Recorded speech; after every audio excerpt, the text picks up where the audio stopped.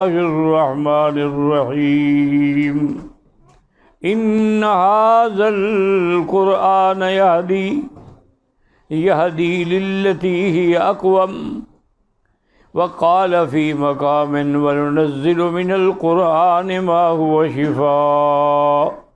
ورحمة للمؤمنين ولا يزيد الظالمين إلا خسارا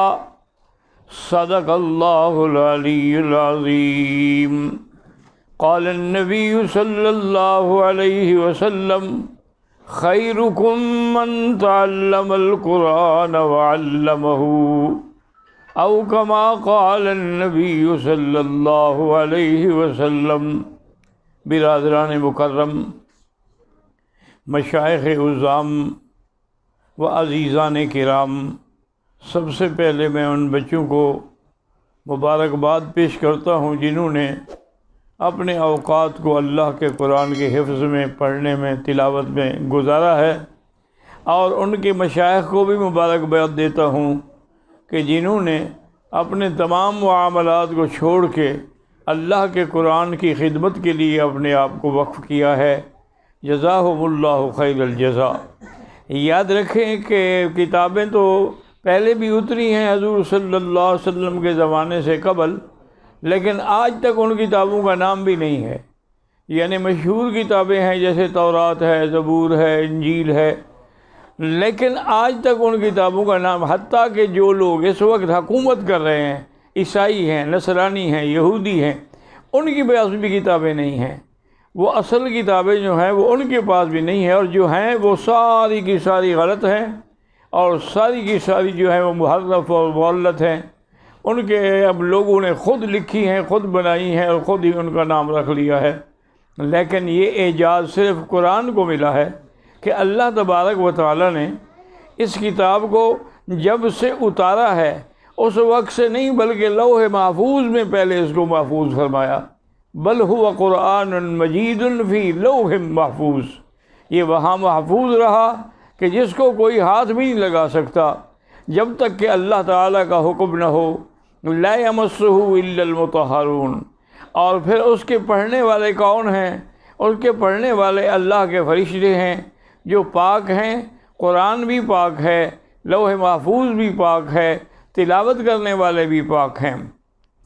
اور آپ اس بات پہ حیران ہوں گے، دیکھیں گے کہ اللہ نے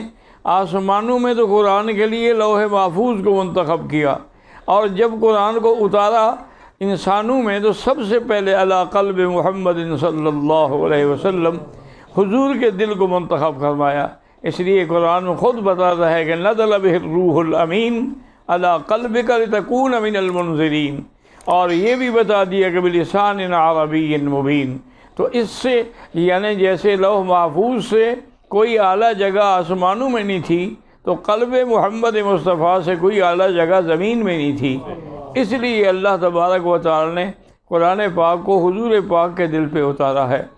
اور پھر یہ بھی آپ اندازہ فرمائیں کہ سب سے پہلے جو اترا ہے تو وہ یہی تھا کہ اقرأ بسم ربک الذی خلق، خلق الانسان من علق، اقرأ وربک الاکرم الذی علم بالقلم علم الانسان ما لم یعلم۔ اس لیے ہم نے الحمدللہ جب بھی، آج کل تو حالات کا تقاضا نہیں ہے کہ آدمی غیر ملکی سفر کرے، پہلے تو ہر سال ہم جاتے تھے امریکہ میں، لندن میں، ناروے میں، جرمنی میں، اور وہاں ہم نے الحمدللہ باقاعدہ بڑی بڑی یونیورسٹیوں میں خطاب کرنے کا موقع ملا۔ تو ان کو ہم نے چیلنج کیا کہ بھئی آپ کے لوگ جو ہیں جتنی ترقی ہوئی ہے وہ حضور پاک کے زمانے کے بعد کی ہے، آپ ہمیں پہلے سے دکھائیں کہ عیسیٰ علیہ السلام کے زمانے میں کوئی بم بنا ہے، کوئی میزائل آپ نے بنایا ہے، اور کوئی چیز ایجاد کی ہے، کوئی ایٹمی آبدوز بنائی ہے۔ یہ ساری چیزیں کب بنی؟ جب حضور کا زمانہ آیا، چونکہ اللہ پاک نے حضور کے لیے یہ علم اتارا تھا، تم لوگوں نے اس علم سے فائدہ حاصل کیا ہے۔ تو یہ سارا کچھ ملا تو سب کو حضور کی وجہ سے ہے۔ اگر حضور صلی اللہ علیہ وسلم تشریف نہ لاتے تو کسی کو بھی یہ علم حاصل نہ ہوتا۔ تو آج بھی جتنا دنیا ترقی کر رہی ہے یا آئندہ تک ترقی کرے گی، اس کی وجہ بھی صرف اللہ کا قرآن ہے، اس لیے کہ اللہ نے بتا دیا ہے کہ ہم نے پیدا کیا، لیکن یخلق ما لا تعلمون، ایسی چیزوں کو بھی ہم پیدا کریں گے جن کو آپ جانتے ہی نہیں ہیں۔ اور اسی طرح پھر یہ یاد رکھیں کہ یہ میرے آقا کا اعزاز ہے کہ جب آپ پر قرآن پاک اتارا گیا، حالانکہ آدم علیہ السلام بھول گئے، نسی آدم فلم نجد لہ عزما، لیکن اللہ نے فرمایا میرے محبوب ہم آپ کو بھولنے نہیں دیں گے، سنقرئک فلا تنسیٰ، ہم آپ کو ایسا پڑھائیں گے کہ پھر آپ کبھی نہیں بھولیں گے۔ تو اللہ تبارک و تعالی نے، ہاں اگر ہم خود چاہیں کہ بھلا دیں یہ الگ بات ہے، وہ تو پھر اس کے کمال قدرت کا مسئلہ ہے، وہ تو حضور کے نسیان کا مسئلہ نہیں ہے، وہ مسئلہ ہے کمال خداوندی کا کہ ما ننسخ من آیۃ او ننسخھا نأتی بخیر منھا او مثلھا، تو یہ اس کی مرضی ہے، تو اپنی قدرت کا بھی تو ساتھ وہ اظہار فرماتے ہیں۔ تو اس لیے ہمیشہ یاد رکھیں کہ سب سے بڑی نعمت جو ہے وہ اللہ تبارک و تعالیٰ کا قرآن ہے۔ اس لیے روایات اسرائیلی میں آتا ہے کہ ایک بچے کو قبر میں عذاب ہو رہا تھا کہ اللہ نے حکم دیا فرشتوں کو کہ عذاب اٹھا لو۔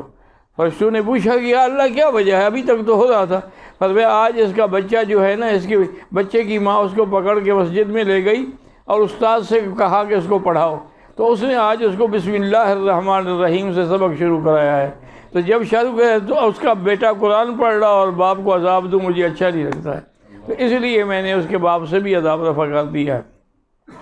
اور یہ تو صحیح حدیث میں ہے کہ قیامت والے دن جہاں انبیاء شفاعت کریں گے، جہاں مصطفیٰ شفاعت کریں گے، وہاں حافظ قرآن بھی شفاعت کریں گے،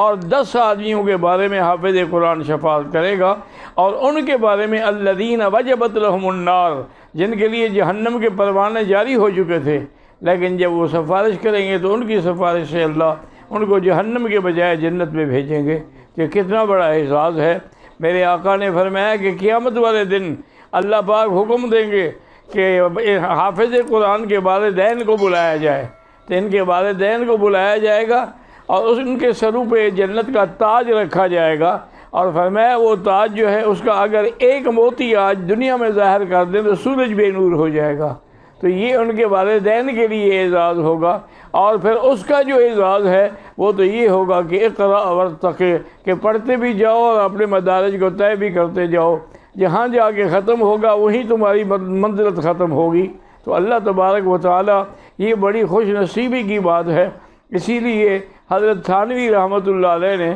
اپنے حکایات میں لکھا ہے کہ بچے کو جب والدین اپنے بچے کو جب اسکول لے جاتے ہیں، جب اس کو نرسری میں لے جاتے ہیں، اس کو بڑے بڑے اداروں میں لے جاتے ہیں، تو ان کے دماغ میں یہ ہوتا ہے کہ ہمارا بچہ کل حاکم بنے گا، افسر بنے گا، اے سی بنے گا، ڈی سی بنے گا، اور لوگ اس کے آگے جھکیں گے۔ اور جو بچوں کو لوگ مسجد میں لے جاتے ہیں، وہ کہتے ہیں یار غریب بچہ ہے، اس کے ساتھ کوئی خرچہ ہے، نہ کوئی دینے والا ہے نہ سنبھالنے والا ہے، چلو قرآن تو پڑھ لے گا، کچھ نہ کچھ اس کا فائدہ ہو جائے گا۔ فرمایا خدا کی شان ہے کہ وہ جو مدرسوں میں پڑھے، کالجوں میں پڑھے تھے، وہ جوتیاں چٹکھاتے رہے اور ان مسجد والوں کے دروازے پہ کھانا بھاگتا رہا اور دولت بھاگتی رہی، سب ان کی خدمت کرتے رہے، وہ سب کے پیچھے بھاگتے رہے۔ تو یہ سارا قرآن کا فیضان ہے، قرآن کی برکت ہے۔ اللہ تبارک و تعالی ہمارے شیخ بھی اور بھائی بھی حضرت مولانا عبدالحفیظ صاحب رحمۃ اللہ علیہ کے اس چمن کو ہمیشہ آباد رکھیں، شاد رکھیں، اور یہ درخت جو ہیں ہمیشہ پھلتے پھولتے رہیں۔ وآخر دعوانا